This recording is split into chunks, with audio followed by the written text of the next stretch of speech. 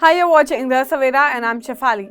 US President Donald Trump announced that Russia and Ukraine will immediately begin negotiations for a ceasefire and potential end to the war, following a 2-hour phone conversation with Russian President Vladimir Putin.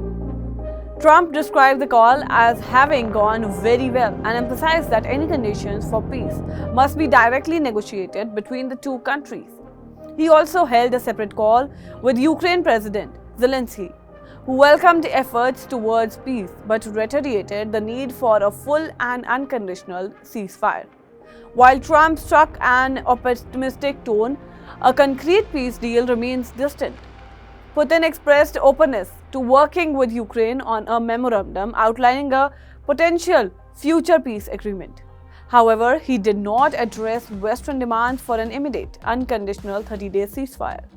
Zelensky, after speaking with Trump and other world leaders, including EU Commission President Ursula von der Leyen, insisted Ukraine must be involved in key decisions and all warned against the US distancing itself from the peace progress. He said stronger sanctions should follow if Moscow is not prepared to engage seriously. Trump wrote on Truth Social that both countries would begin negotiations and that only Russia and Ukraine can decide the terms. He also rejected claims that the US is stepping back from its mediating role, asserting that America would remain engaged.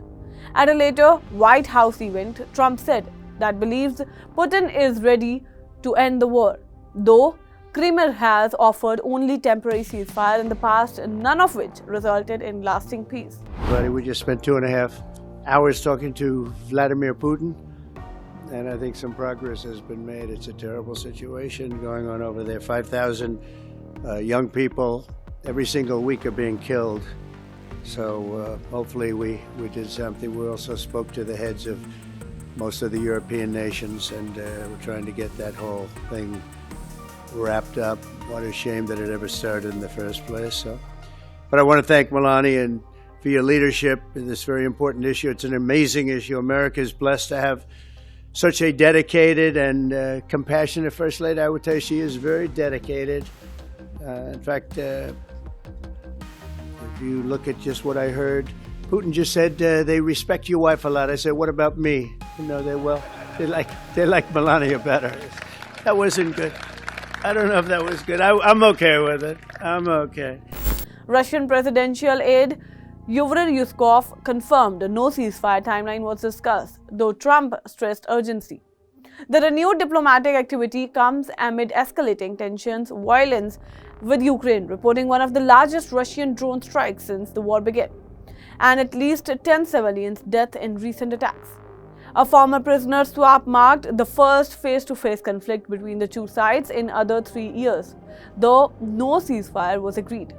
Pompeo has offered the Vatican as a venue for potential peace talks, a gesture welcomed by leaders of France, Italy, Germany, Finland, and the EU. However, skepticism remains in Kyiv, where officials caution that Putin's call for peace have been not backed up by genuine action. That's all for now in this update. Stay tuned to the Savera, download the app and follow us on Facebook, Instagram, Twitter and YouTube.